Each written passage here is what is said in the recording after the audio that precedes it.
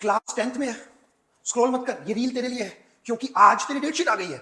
17 को पहला एग्जाम है, वो भी मैथ्स का, और आखिरी एग्जाम 7 को है एसएस का। तो तूने क्या करना है, पहले सेव कर ले, इसे सेव कर लिया। अब सुन, एक टाइम टेबल बना ले, क्योंकि तुझे हर चैप्टर नहीं आता, मुझे पता है, मुझे पता है तुझे हर चैप्टर नहीं आता। एक टाइम टेबल बना ले, बड़े ध्यान से सुनिए उसे, सुन बड़े ध्यान से। सुबह 6 बजे तू उठता है, स्कूल जाता है, वेरी नाइस, बहुत बढ़िया। उठता है, 7 साढ़े 7 बस आती है, स्कूल चला जाता है, वहां से तू 2 बजे आता है, 2 बजे घर आ गया। घर आने के बाद तूने आराम से घंटा डेढ़ रेस्ट करना है, जो तू करता है, खाना खाता है, जो भी करता है, थोड़ी देर सोना है, सो जा, कोई इशू नहीं है। तेरी लगभग 4 बजे के आसपास साइंस मैथ्स की ट्यूशन होती होगी, जहां भी जिस भी कोचिंग सेंटर में पढ़ता है वहां तेरी कोचिंग की क्लासेस होंगी। 4 से तू 6 साढ़े 6 घर आता होगा, बस।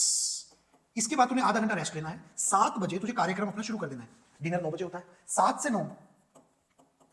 9 मान ले तेरा जो स्कूल का काम है वो कंप्लीट करना है।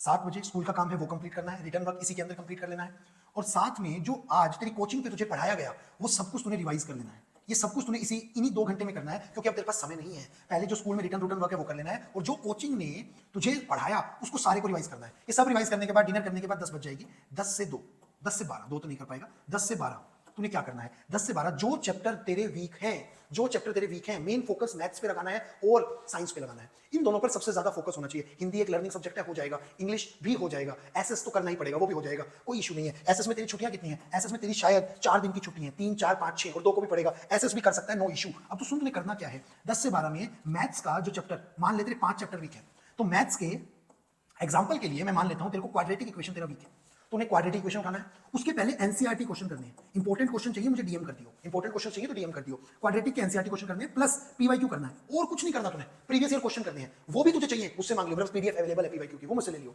ये दोनों चीजें करनी है। रोज के एटलीस्ट मैथ के 25 क्वेश्चन करने हैं कम से कम। नहीं हो तो तुझे बेटे नींद नहीं आनी चाहिए, तेरे एग्जाम आ गए हैं, जगा ले अपने आप को। ये सब करना है, 12 बजे सो जाना है।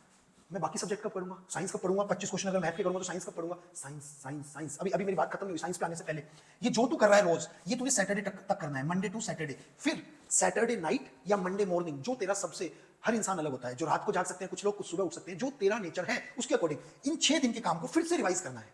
और जिन क्वेश्चंस पर अटका था वो क्वेश्चंस दोबारा हाथ से करने हैं। साइंस का काम रोज की रोज कर रहा है, जब रोज की रोज रिवाइज करेगा, जो अब सिलेबस तेरी कोचिंग पे चल रहा है वो कंप्लीट हो जाएगा।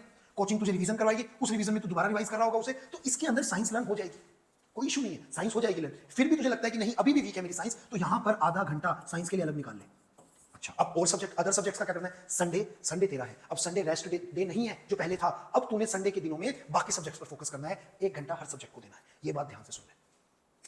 All the best. अगर फिर भी तुझे कुछ समझना है, कोई डाउट है, कोई भी प्रॉब्लम है, मुझे बिना टेंशन नहीं, मुझे डीएम कर, तेरे को रिप्लाई आएगा।